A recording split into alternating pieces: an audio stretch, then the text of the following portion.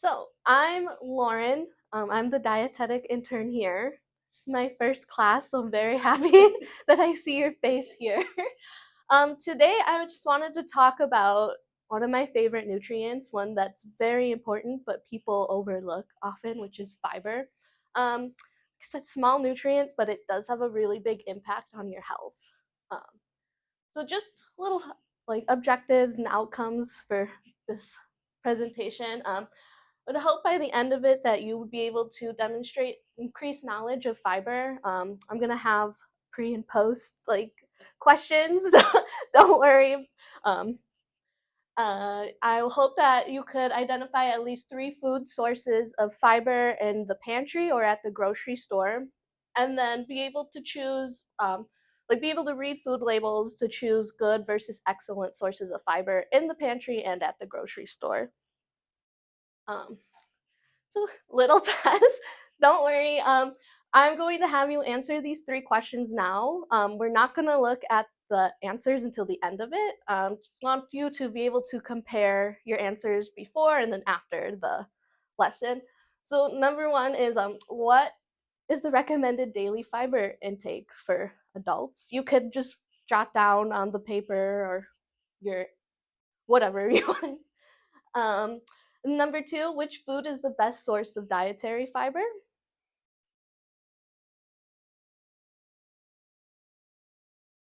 That's tricky. And then number three, I just thought we could have a little like discussion, so it's not just feel like you're taking a test. What do you think fiber can do for your body? It's a nutrient and it also can help with your blood pressure, cholesterol, um, diabetes. Yes, of course. The main important thing is your liver. Yeah, for sure. um, Also, I forgot to mention if I'm going too fast, you can let me slow down. Whatever makes you feel comfortable. So, what is fiber? It's a type of carbohydrate that's found in plants, and it is indigestible, meaning our body cannot digest it. But that doesn't make it any less like important. It's essential for maintaining a healthy digestive system and overall health by, like you said, regulating bowel movements, controlling blood sugar, lowers your cholesterol, and promotes that feeling of fullness, which helps with weight management as well.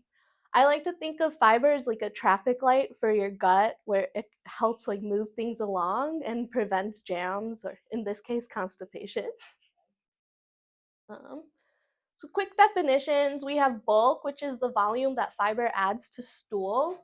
It makes it softer and easier to pass, helping you keep your bowel movements regular, prevents constipation. Then we have 2 types of fiber, soluble and insoluble. So soluble fiber, it mixes with water and turns into a gel, and it helps you feel fuller longer, slows down your digestion, and feeds the good bacteria in your gut.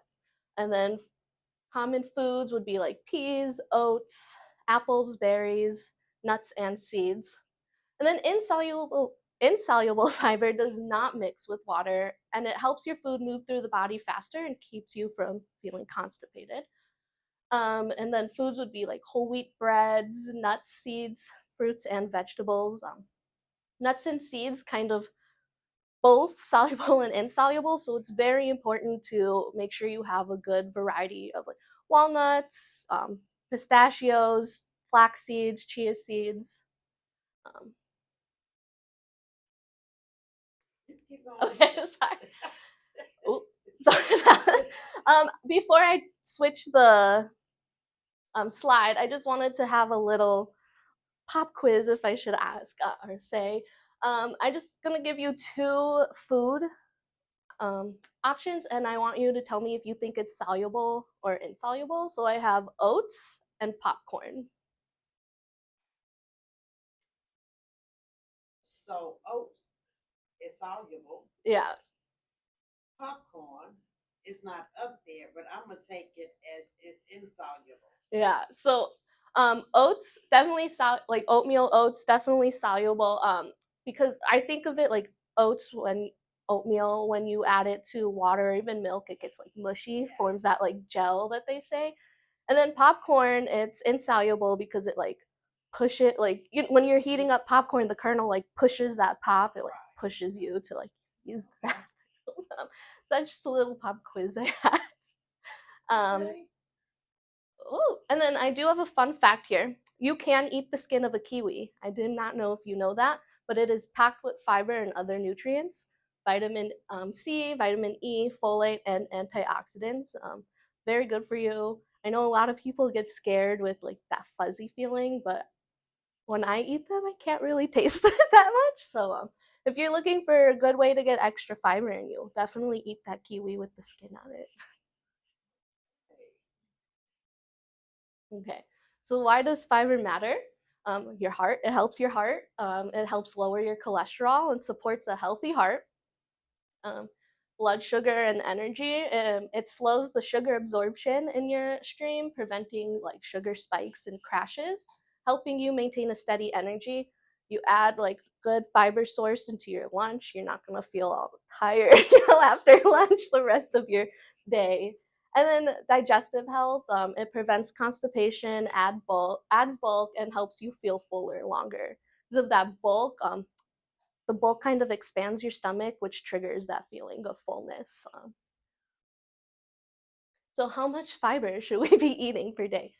The dietary guidelines for Americans, or the DGA, it's a like science-based nutrition, um, and they give you recommendations and everything every 5 years. So this is the last year. So by the end of this year, maybe we'll see new numbers up there.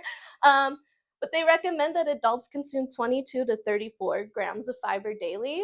Women, they say 22 to 28 grams, and then men 28 to 34. But don't like, you could eat more.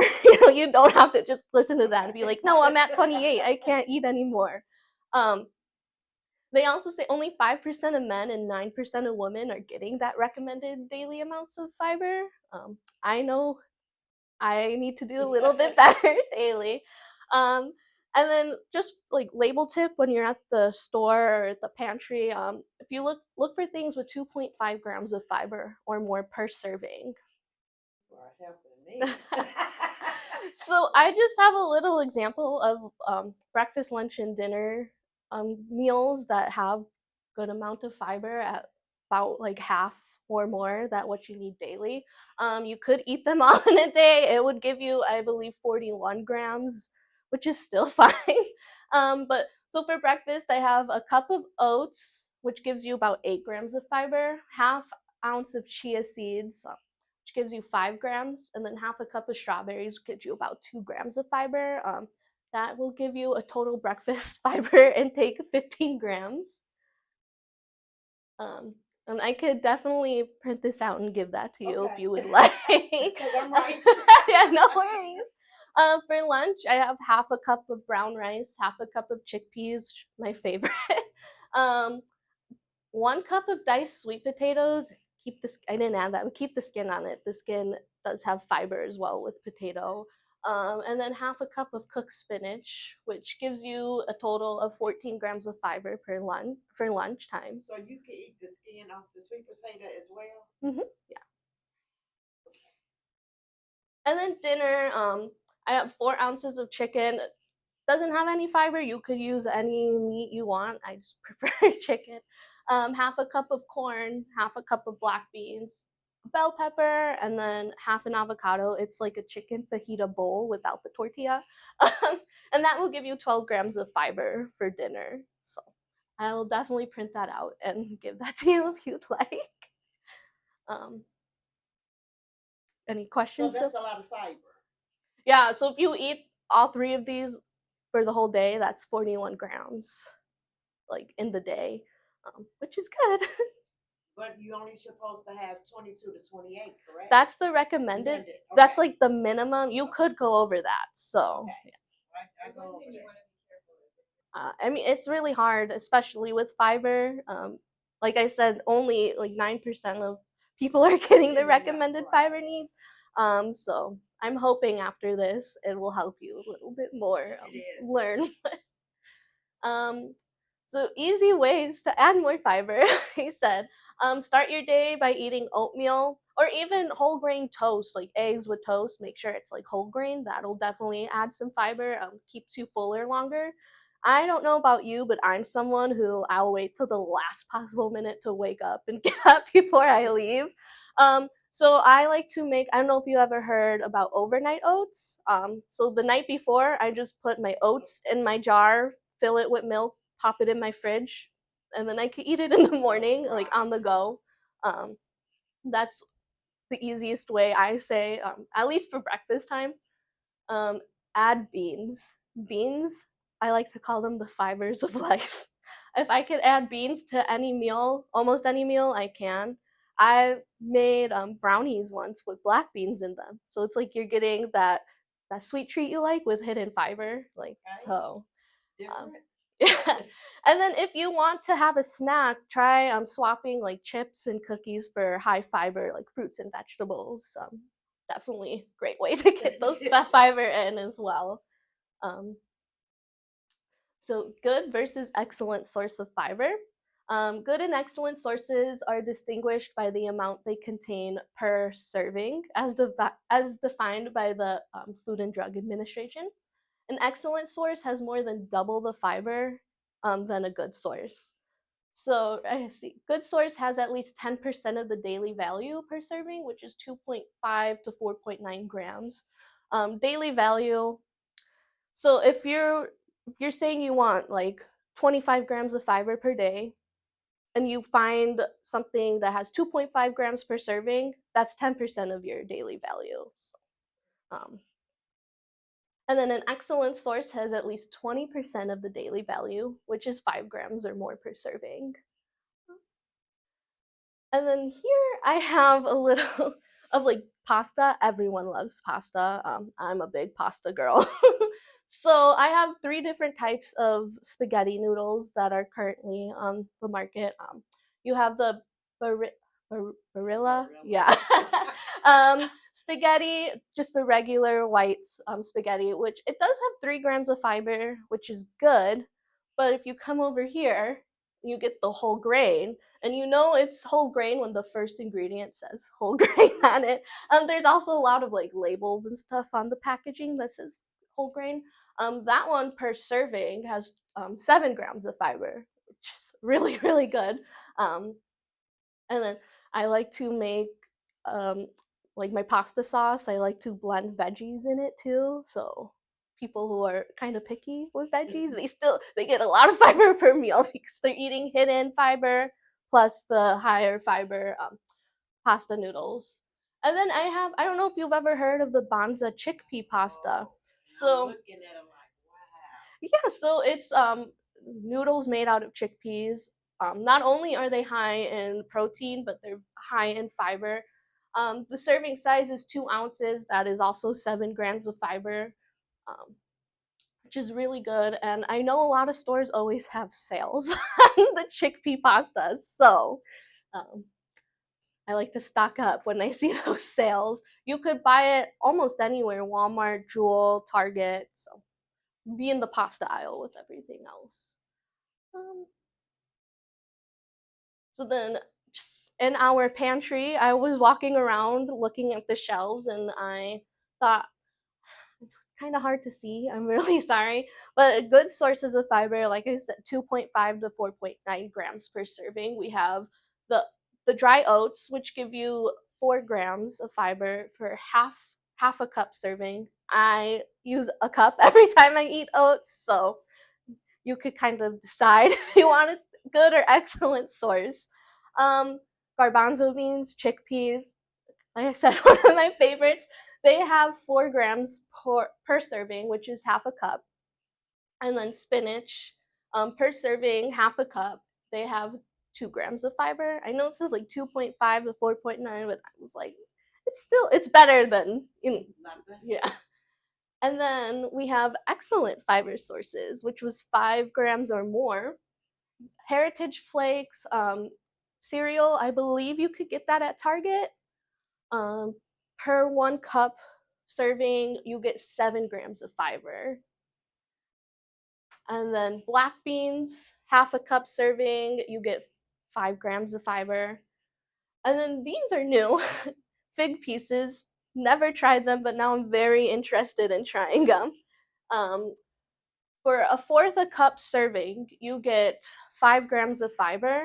So I like to go back to, you want chips or cookies as a snack, maybe snack on these fig pieces. They seem like they're nice, sweet, and give you a good amount of fiber.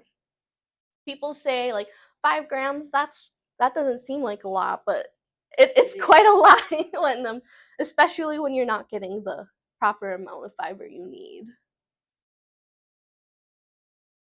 And then, like Kaya said, go slow with the fiber when you're like first trying to start that journey of adding more fiber. Adding too much too quickly can cause gas bloating or stomach cramps, which will upset your GI system.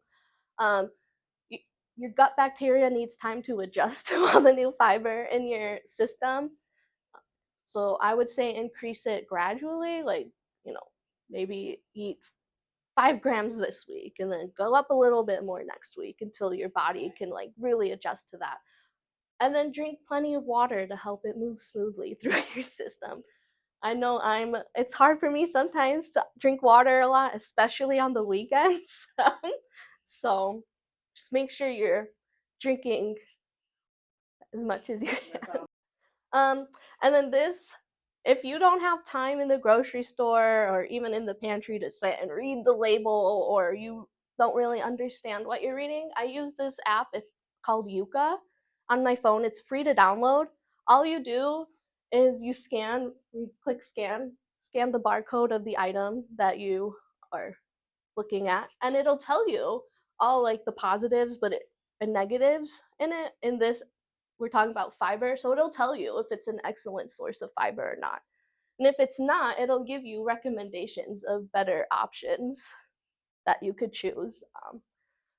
So okay, we're gonna circle back to our quiz. So originally, for at the beginning of my lesson, what did you say was the recommended? I said see 40 to 50 grams. Yeah. I mean, it's not, you could eat that, but I mean, yeah. I mean, I never really thought about the fiber intake, but when I seen this, I'm like, wait a minute, okay? Because to me, 22 to 34 is kind of low. Yeah. Yeah, I can understand that.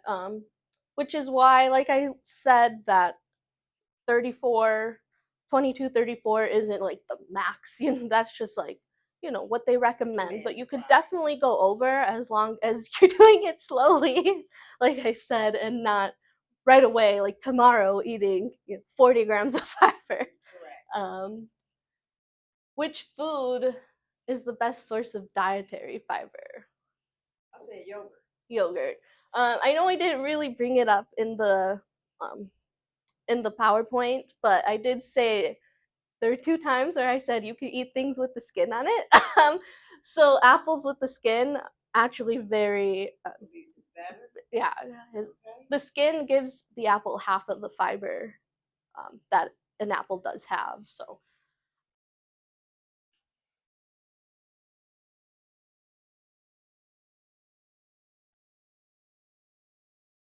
and then you kind of answered it already at the beginning. Was there anything new that you learned that fiber can do for your body? I mean, I did learn what I can eat. That's good. Yeah. Yeah. And I could definitely, like I said, print out that sheet for you so you could have that. And don't just jump into it. Jump into it. Need to slowly, gradually introduce my body to a little more fiber. Yeah.